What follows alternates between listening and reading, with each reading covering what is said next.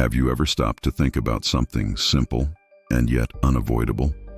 Everyone eats, everyone drinks, and everyone, at some point in the day, has to use the bathroom. Today, the solution seems obvious.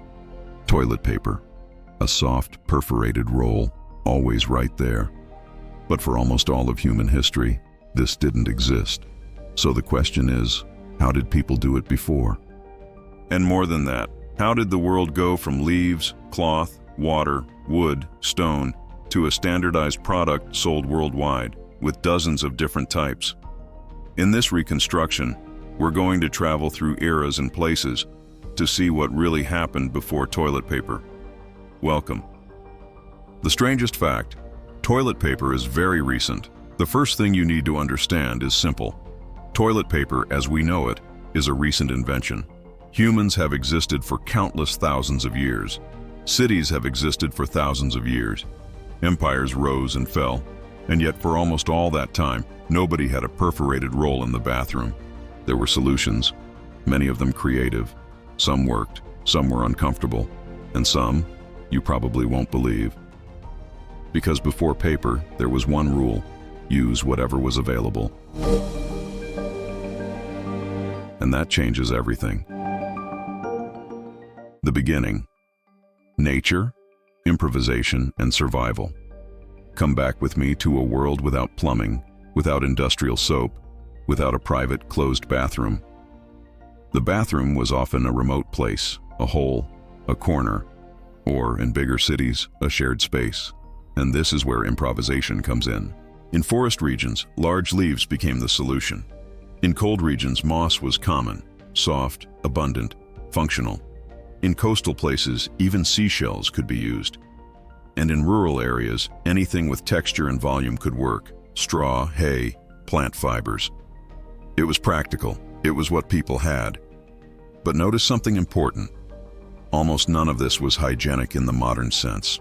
Except modern hygiene is a modern concept.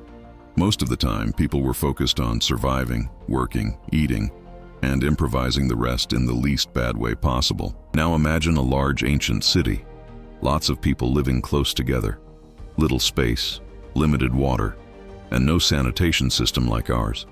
When humans live in dense groups, the bathroom stops being a detail. It becomes an urban problem. And that's where public latrines, shared toilets, drainage channels appear, along with more standardized cleaning solutions within what was possible. Some of those solutions were surprisingly advanced. Others were terrifying. Ancient Rome, public toilets and a shared object. Now let's go to Rome. Rome had public toilets with seats lined up side by side. No partitions, no privacy. You sat down, you talked, and that was it. The toilet was almost a social space. And for cleaning, there's a famous item that gets cited often: a kind of sponge on the end of a stick. The idea was simple: wipe, then rinse it in water or vinegar.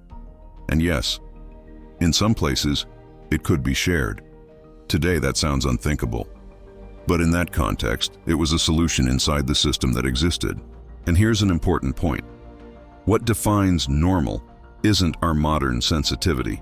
It's what a society considers acceptable with the resources it has. Rome was trying to solve a massive problem. Lots of people, little space, daily necessity. Greece, Asia, the ancient world, stone, ceramic, wood. In other places, there were other practices. In some ancient regions, small pieces, like ceramic fragments or smooth stones, were used for cleaning. That sounds uncomfortable, and often it was. But think about the logic. Hard materials could be reusable, easy to find, and they didn't fall apart. In places with a tradition of water use, washing was part of the process. And that brings us to a major historical divide: paper versus water. The world didn't move in a single direction. In many cultures, cleaning with water has always been the standard, and still is today. So when we say before toilet paper, we're really talking about two paths: societies that used water as the main solution, societies that used dry materials and improvisation. The Middle Ages: cloth, rags, straw, and whatever you have. Now imagine medieval Europe. Smaller cities than today, narrow streets, cramped homes, limited access to soft materials. A lot of people used rags, scraps of old cloth. Social class mattered. If you had resources, you could set aside specific washable cloths. If you didn't, you used whatever showed up. Straw, leaves, fibers, even old clothing torn into pieces. And here's a blunt truth. For a long time, bathroom comfort wasn't a social priority. Priorities were food, warmth, safety. If a method worked well enough, it stayed. The leap that changes everything when paper becomes cheap. Now we reach a crucial point. Paper has existed for a long time, but cheap, abundant paper is a different story. For centuries, paper was valuable. You didn't waste paper on something that would go straight to the trash. Only when industrial processes enabled mass production, and later when newspapers and printed materials exploded, did paper start to become leftover in everyday life. And that's when a habit was born that many older people still remember: using newspaper. Newspaper was cheap, common, and everywhere. It wasn't comfortable, but it was accessible, and it created the perfect bridge. Humanity got used to the idea of disposable paper in the bathroom. The first toilet paper as a product. Now comes a market turning point. At some point, someone looked at this universal need and thought, this can be a product. The creation and sale of paper for hygiene as a commercial item is often attributed to 19th century entrepreneurs, initially sold in sheets. It wasn't a roll, it wasn't perforated. It was a product marketed as a novelty, with a promise of comfort and cleanliness. But there's a catch. Nobody wanted to talk about it in public. Selling something tied to the bathroom has always been a marketing challenge. For a long time, it was a forbidden topic, or at least embarrassing. So the evolution of toilet paper isn't only technical, it's cultural. For the product to become the standard, people had to accept that it was normal. The roll. The invention that changes the habit, and then the roll appears.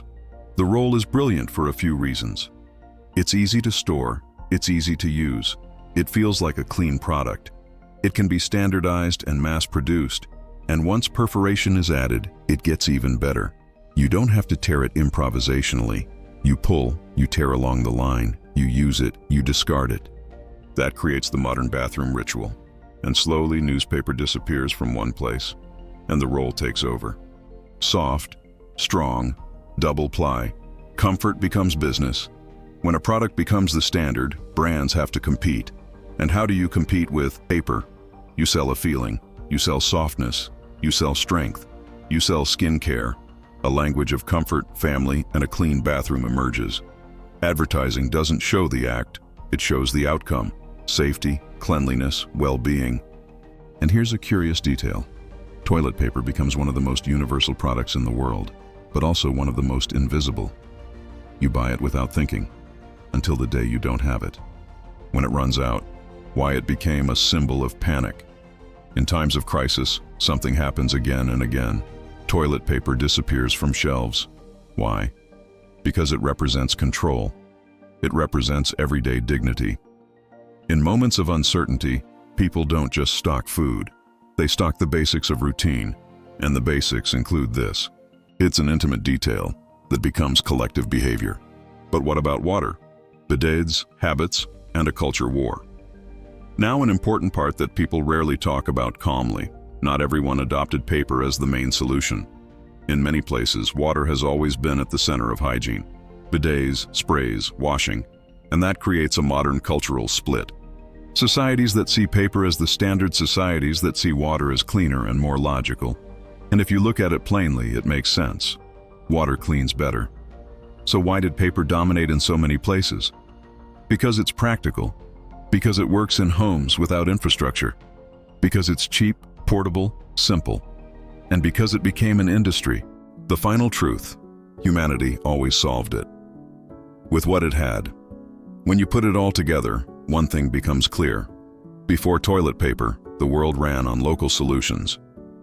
What you used depended on climate, vegetation, social class, culture, access to water, rural life versus urban life, leaves, moss, cloth, straw, newspaper, water, ceramic, wood. Every place invented its own answer. Toilet paper didn't appear out of nowhere. It's the result of cheap paper industry marketing, and a cultural shift. Acceptance of the topic. If you went back in time and walked into a bathroom in a major ancient city, what would surprise you most? The lack of privacy, the improvised solutions, or realizing that even without what we have today, people still found a way? In the next episode, we can reconstruct the history of another invisible everyday object, something you use every day and never stop to think how it came to be.